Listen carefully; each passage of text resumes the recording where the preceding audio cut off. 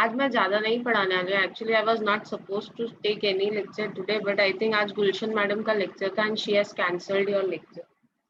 So that is why I told you na I'll start now on Monday new topic. Now let us start.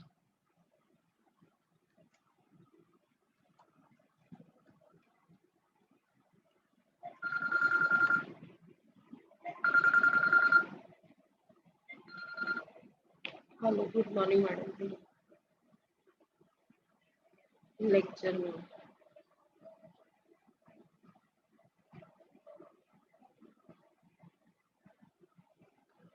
3 तारीख को रखो. हाँ हाँ. Okay. हाँ हाँ.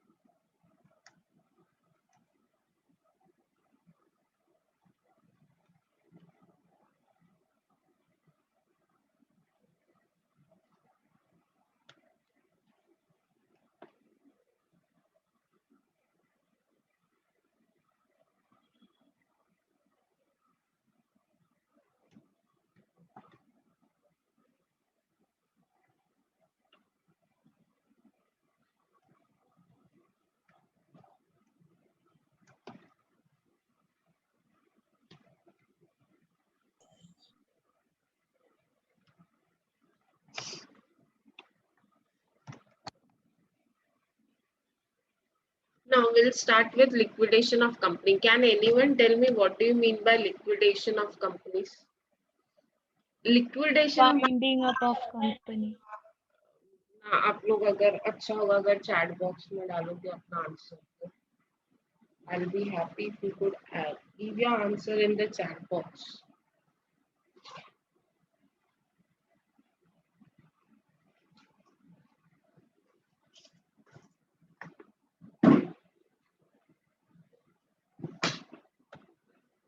So what do you mean by liquidation of companies? Liquidation का मतलब क्या होता है? Liquidation means what? Company lose their own existence. Liquidate होना मतलब क्या? कंपनी अपने एसेट्स और लाइबिलिटीज बेच देती है. Company sell its assets and liabilities, sell its assets and pay off its liability. Liquidate करने का सिंपल मीनिंग क्या होता है? Liquidation means simply means to sell assets and liabilities. Sell assets and pay off its liability. Now, just give me a minute. I'm searching for my earphone.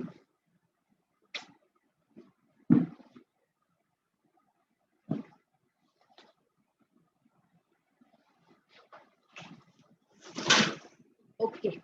So liquidation starts with winding up. Winding up क्या होता है? Winding up of the company. Winding up means what? Now company is making losses, so he is not able to carry on her business. Winding up means to dissolve a company. पहला part आता है इसमें dissolve कर दो company को. Dissolve कर दो company को मतलब कंपनी को सेल कर दो. Realize and use the assets in payment of its debts. Sell assets and pay all the debts. For this purpose, a liquidator is appointed. किसको अपॉइंट करते हैं? लिक्विडेटर को अपॉइंट करते हैं. Liquidator is a person who takes the charge of selling the asset. Person who takes the charge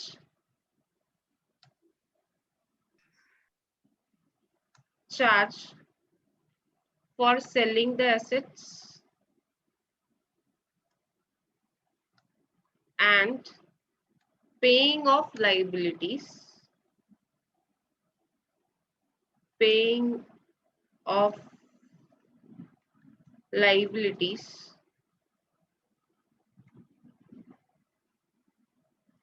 if anything remains, any amount remain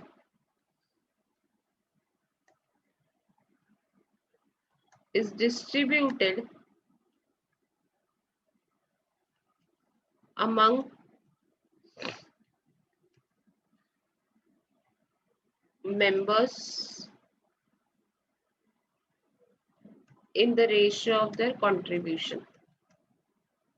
मतलब क्या होता है ना, सबसे पहले क्या करते हैं,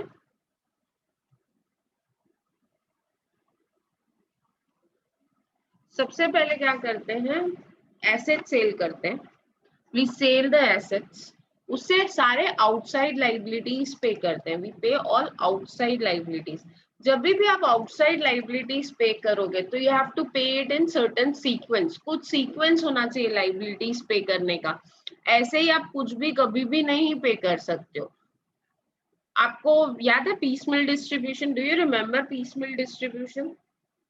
पीसमिल याद है? भूल गए?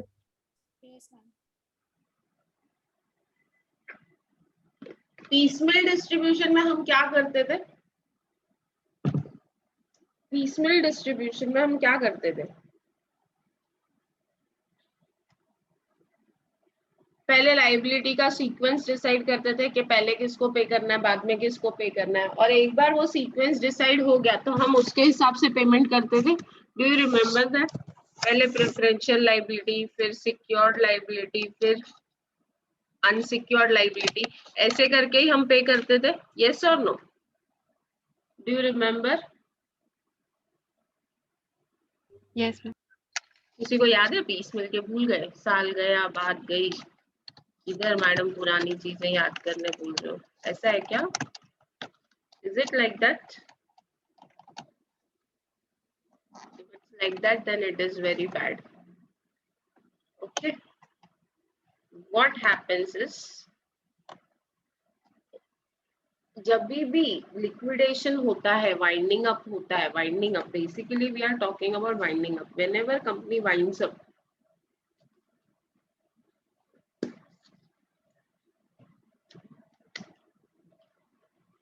so we have to sell the assets and pay off liabilities. For paying off the liabilities, we have to decide the sequence of paying off the liabilities. क्या decide करना पड़ता है?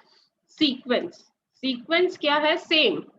Preferential liability, secured liability, unsecured liability, वो sequence वही है. Sequence for paying off the liability and accordingly the liability is paid.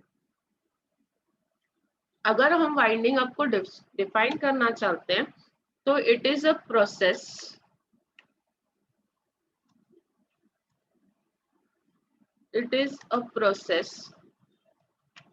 whereby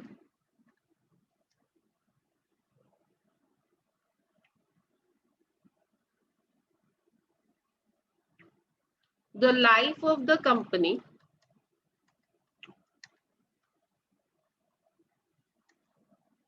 is ended, life of the company is ended, मतलब company मर गई अभी, and its property is administered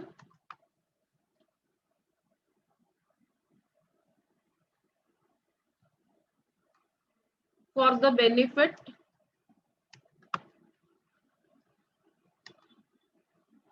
of its creditors and members. This is the formal definition of winding up.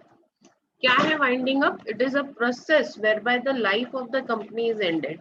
Winding up एक बड़ा process है जहाँ पे पहले डिसोल्यूशन होता है, डिसोल्यूशन के बाद आप प्रॉपर्टी एडमिनिस्टर करते हो और उस प्रॉपर्टी से जो भी बेनिफिट मिलता है वो किसको देते हो? क्रेडिटर्स और मेंबर्स को. This is what is winding up. As per section, ये चैप्टर में ना थियरी बहुत है तो थोड़ा बोर होना पड़ेगा. As per section 2 subsection 94 94A of the Companies Act क्या हुआ?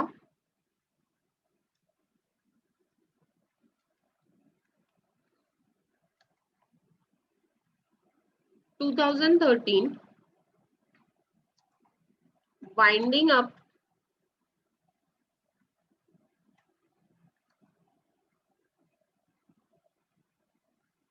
means winding up the operations, means winding up under this act or liquidation under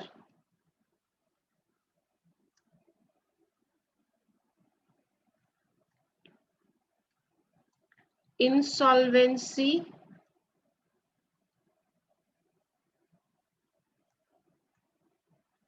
and bankruptcy code.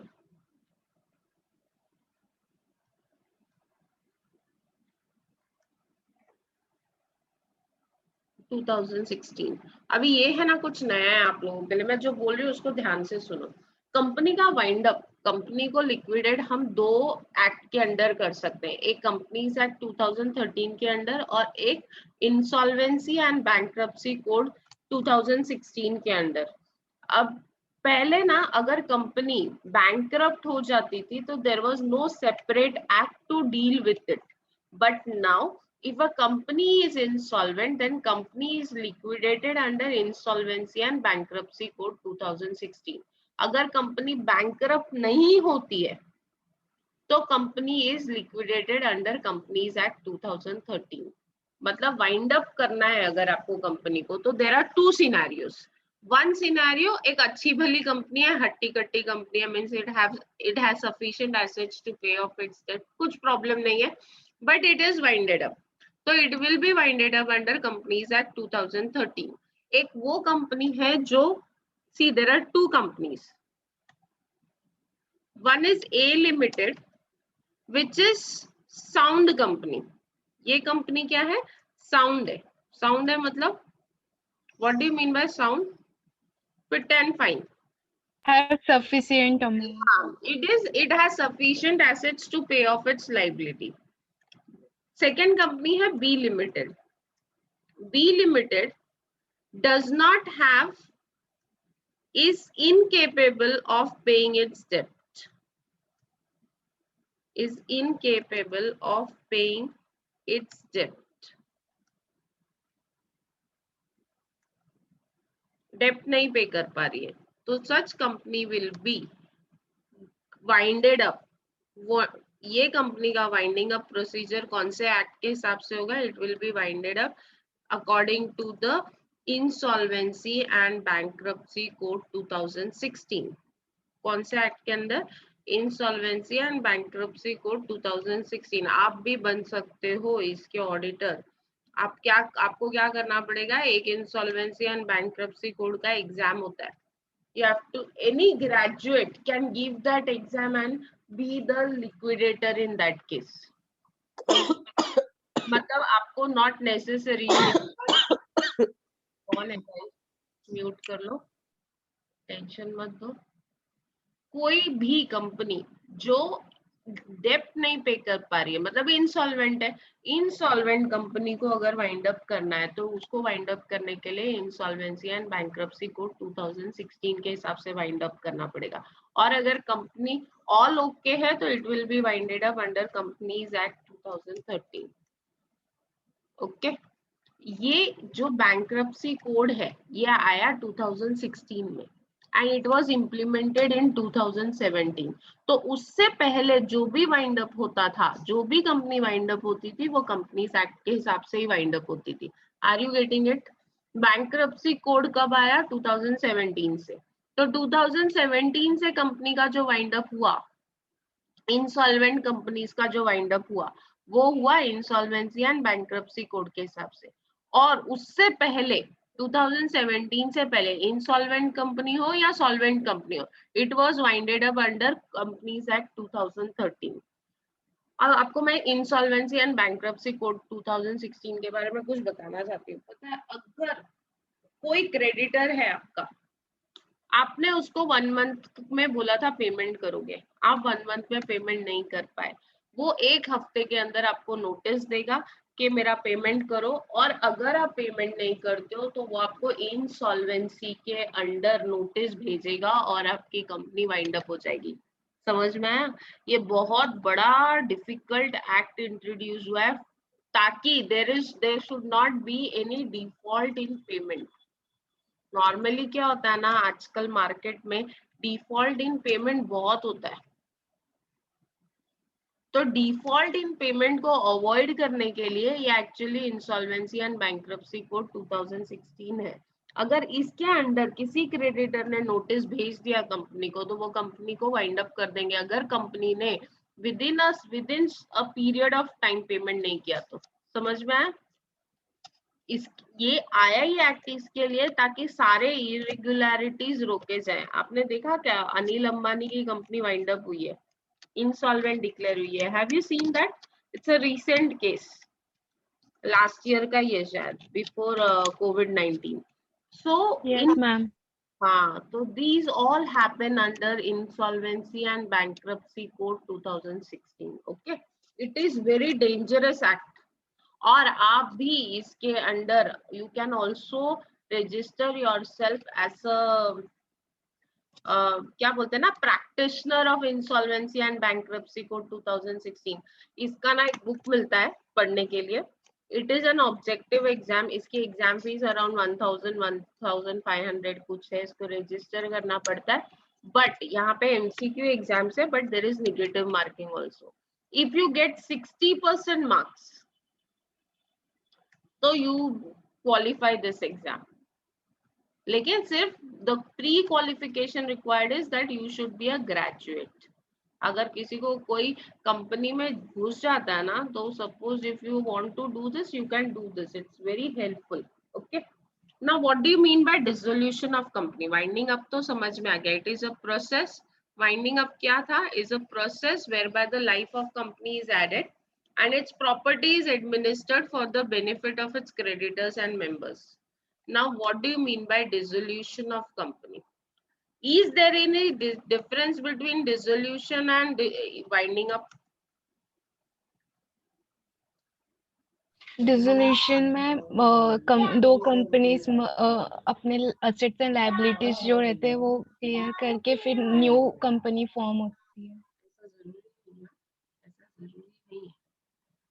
ऐसा जरूरी नहीं है। A company is said to be dissolved when it ceases to exist as its corporate entity.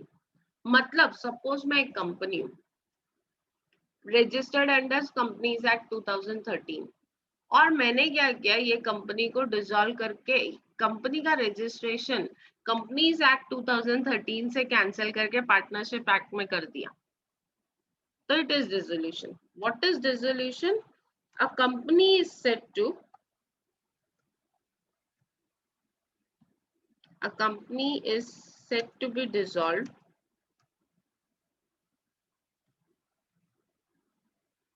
सिर्फ dissolution क्या है कि company का जो लीगल एग्जिस्टेंस है वो खत्म होता है, बस that's all.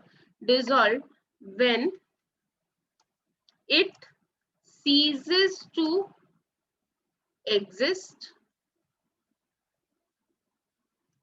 as a corporate entity।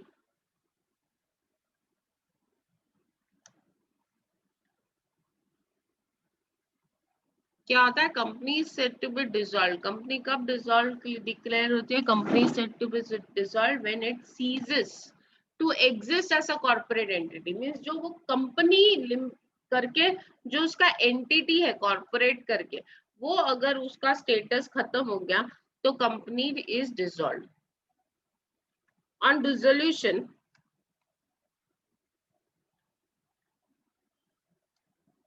the company's name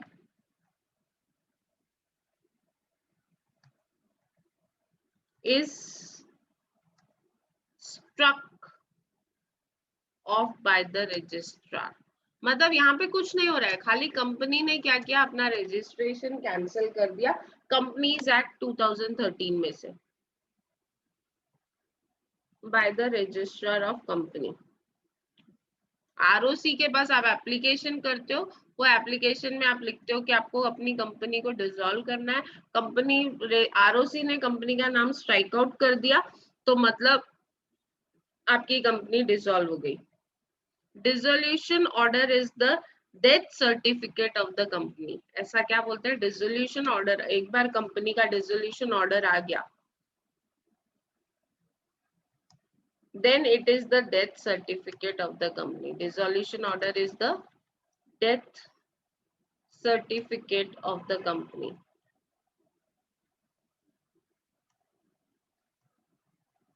company मर गई ये घोषित हो गया, ठीक है। अगर किसी कंपनी का भी डिसोल्यूशन ऑर्डर आ गया तो it is declared as death.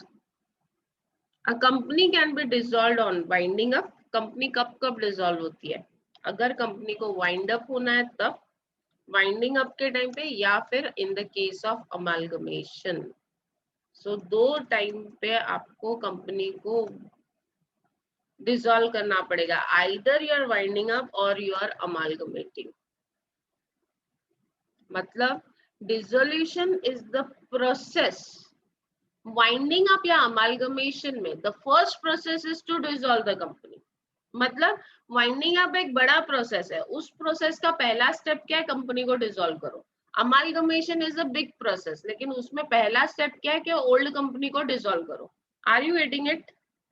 Are you getting it? Is it clear? Yes, ma'am. Yes, ma'am. Yes, ma'am.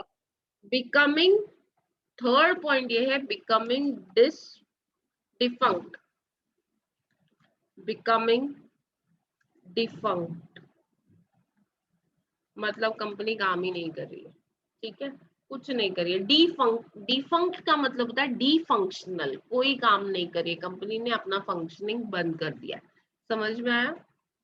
Dissolution is a small process and liquidation और winding up is a big process. अगर आपको कुछ भी करना है, winding up या amalgamation, तो आपको सबसे पहले क्या करना पड़ेगा? आपको सबसे पहले डिसोल्यूशन करना पड़ेगा। Okay, now what is the difference between dissolution and winding up?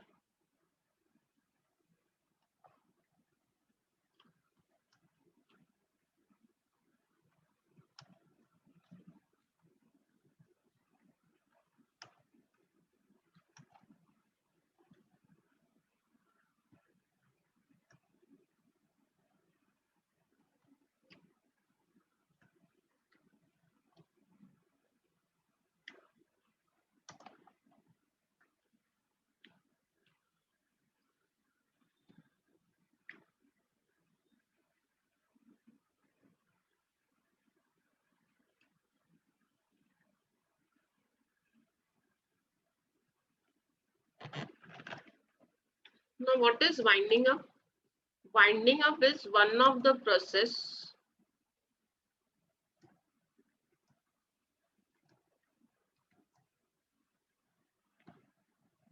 by which company is dissolved.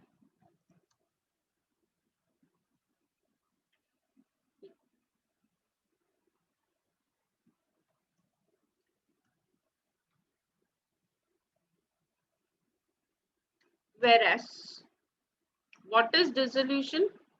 Dissolution is the end result.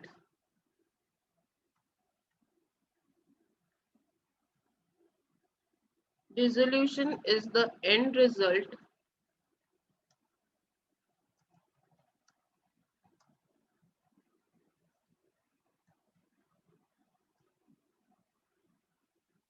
of winding up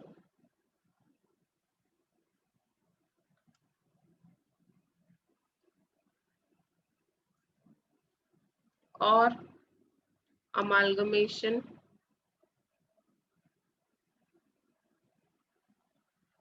or becoming defunct or company becoming defunct.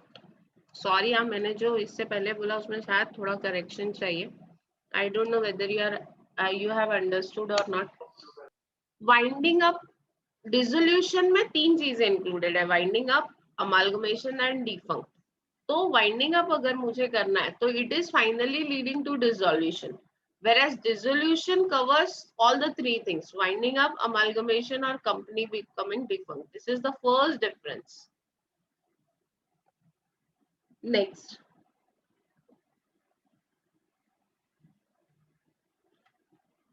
legal entity of the company continues. अगर winding up है तो winding up जब तक खत्म नहीं होता है तब तक कंपनी लीगल एंटिटी है, लेकिन डिसोल्यूशन के बाद आपने पढ़ा क्या डिसोल्यूशन का डेफिनेशन, कि कंपनी का नाम ही खत्म हो जाता है, company does not remains a company. So dissolution में क्या होता है, the legal entity comes to an end. Company अगर डिसॉल्व हो गई है तो उसकी लीगल एंटिटी खत्म हो चुकी है, legal entity comes to an end. हमने क्या बोला, dissolution certificate is a death certificate of a company, means अब कंपनी बची ही नहीं, comes to an end. Whereas winding up में जब तक कंपनी डिसॉल्व नहीं हो जाती है, सब प्रोसेस खत्म नहीं हो जाता है, तब तक the company continues with its legal entity. जब तक वाइंडिंग अप में क्या होता है ना, यहाँ पे मैं लिखती हूँ WP मींस वाइंडिंग अप, ये डिसोल्यूशन है। अगेन अभी वाइंडिंग अप के प्रोसेस में company is allowed to do the business, company is allowed to do the business जब तक आपका वाइंडिंग अप प्रोसेस कंप्लीट नहीं होता है। डिसोल्यूशन में अलाउड होगा क्या, डिसोल्यूशन में अलाउड होगा क्या? देखो वाइंडिंग अप एक प्रोसेस है जिसमें लास्ट में कंपनी डिसॉल्व हो रही है, तो वाइंडिंग अप में कंपनी को अलाउड है कि वो बिजनेस कर सकती है, लेकिन डिसोल्यूशन में whether the company will be allowed to do the business. Yes, dissolution में my question is very simple, dissolution में whether the company will be allowed to do the business. No, no, क्यों no business? because now companies want to wind up. Company is dead, तो company अगर मर गई है तो business कैसे करेगी?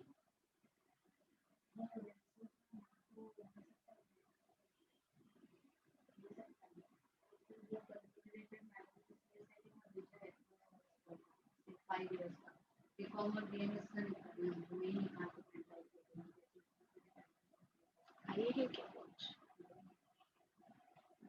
एक दिन आते हैं, एक दिन नहीं आते हैं, उनको पूरा ना कुछ काम नहीं है, कुछ काम नहीं। Yes, कुछ काम नहीं। Yes, so dissolution means no business. Company cannot carry on any business.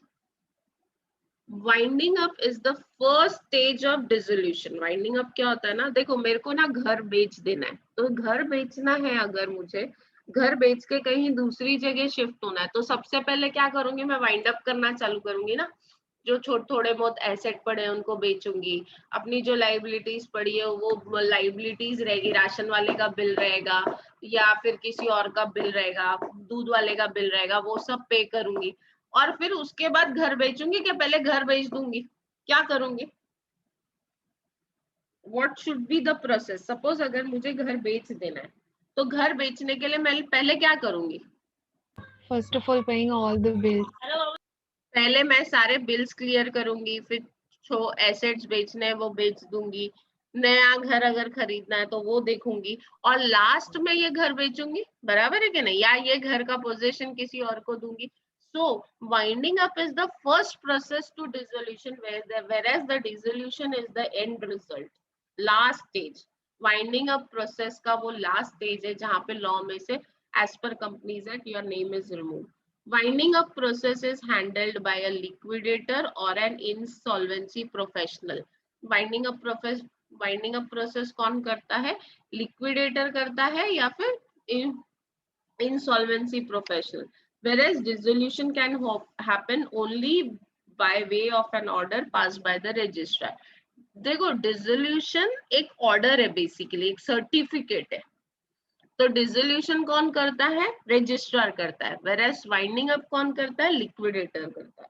Creditors can prove there claim during winding up. Creditors अपना क्लेम प्रूव कर सकते हैं वाइंडिंग अप में, वेयरएज डिसोल्यूशन होने के बाद क्रेडिटर्स कुछ नहीं कर सकते। ठीक है, क्योंकि अभी एंटिटी है ही नहीं। सपोज मैं क्रेडिटर हूँ कंपनी की, मुझे पता चला कि कंपनी वाइंड अप होनी चालू हो गई, तो मैं कंपनी के पास जाके बोल सकती हूँ कि मेरा इतना क्लेम बाकी है, क्योंकि अभी तक कंपनी का लीगल एग्जिस्टेंस है। डिसोल्यूशन में क्या होगा कि कंपनी बंद हो चुकी है। अगर मैं कंपनी के डिसॉल्व होने के बाद जागूंगी कि अरे मेरे को पैसा लेना है कंपनी से, तो मिलेगा क्या मुझे पैसा? सपोज एक एग्जांपल, मैं मर गई और आप कल आते हो मेरे घर वालों के पास कि हमको मैडम से 10 लाख लेना था, तो मेरे घर वाले देंगे क्या आपको 10 लाख? नहीं, क्योंकि अब आप जो बोल रहे हो उसको ट्रू प्रूव करने के लिए I am not there in presence, मैं तो अभी हुई नहीं। तो क्रेडिटर्स का क्लेम वाइंडिंग अप में प्रूव हो सकता है, लेकिन डिसोल्यूशन में प्रूव नहीं हो सकता है। Winding up may not always result in dissolution, whereas dissolution is always final. ठीक है, वाइंडिंग अप आप बिजनेस कर रहे हो, आपने एसेट बेच दिया, लाइबिलिटी पे ऑफ कर दिया, शेयर होल्डर्स को भी पे कर दिया, वाइंड अप तो हो गया, लेकिन कंपनी की लीगल एंटिटी नहीं खत्म हुई। ऐसा हो सकता है आपने डिसोल्यूशन के लिए अप्लाई नहीं किया, आपने कंपनी को जिंदा रखा है वेंटिलेटर पे, ना कंपनी अभी कोई बिजनेस कर रही है, ना कंपनी के पास कुछ है। कंपनी बिजनेस कर सकती है, नया कोई बिजनेस चालू कर सकती है, एग्जिस्टिंग में भी सब बंद कर दिया, लेकिन अगर कंपनी ने डिसोल्यूशन नहीं किया है, डिसोल्यूशन के लिए अप्लाई नहीं किया है, सिर्फ वाइंड अप किया है, तो company can restart the business. लेकिन अगर कंपनी का डिसोल्यूशन हो गया है, मतलब कंपनी कुछ नहीं कर सकती उसके बाद, क्योंकि अब वो मर चुकी है। समझा? Is it clear? क्लियर और नॉट? Yes, yes, ma'am. जरा चैट बॉक्स यूज करो ना, मेरे को चैट बॉक्स में आज कोई आंसर ही नहीं दिख रहा है, I don't know why. In fact chat box open भी नहीं हो रहा है मेरे एंड पे। Now we'll continue tomorrow, actually tomorrow नहीं, अब सीधा मंडे को, and Monday will go with, इसमें ना थोड़ा थियोरी ज्यादा है, इसके लिए थोड़ा बियर विथ मी। सिर्फ एक लास्ट पार्ट मुझे पढ़ाने दो, what is the difference between winding up and liquidation. आपका टॉपिक का नाम है लिक्विडेशन, लिक्विडेशन ऑफ कंपनी। तो वाइंडिंग अप और लिक्विडेशन में क्या फर्क है? Liquidation is a process, winding up and liquidation are used interchangeably normally, however there exists a small line of difference between the two expressions. Winding up is a process of ending, winding up क्या है? is the process, एक process है of ending all the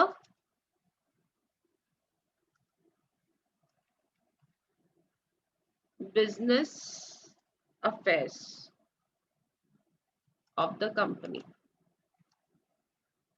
Whereas liquidation क्या है? Liquidation का मतलब क्या?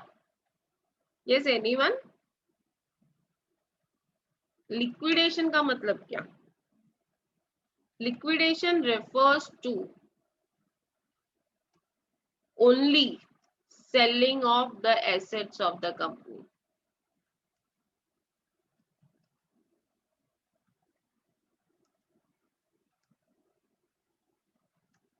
बस, this is what is the line of difference.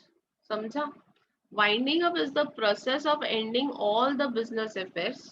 Winding up क्या है? एक प्रोसेस है जिसमें सारे बिजनेस अफेयर्स एंड करते हैं, सब कुछ, बिजनेस भी एंड करेंगे, एसेट्स भी बेच देंगे, लाइबिलिटी भी पे कर देंगे, ये पूरा प्रोसेस है। वेयरएज लिक्विडेशन का मतलब होता है सिर्फ जो आपके नॉन कैश एसेट्स हैं उनको कैश एसेट्स में कन्वर्ट करना है, is liquidation. Is that clear? तो आज हमने तीन बेसिक टर्मिनोलॉजी समझी, what is winding up, what is liquidation and what is dissolution. Dissolution is the end result of winding up, whereas liquidation is just a part of winding up, जहाँ पे only we sell assets. Okay, is it clear? Any doubt? Anyone? So we'll continue tomorrow now. So bye bye, take care till then. Tomorrow nahi, down directly on Monday. हाँ, मेरा lecture directly on Monday. Tomorrow, do you have any other lecture other than mine? Tax का lecture होता है क्या कल? Yes, no. चलो bye bye, take care, stay safe. क्या लिखा है आफरीन आपने? I don't know.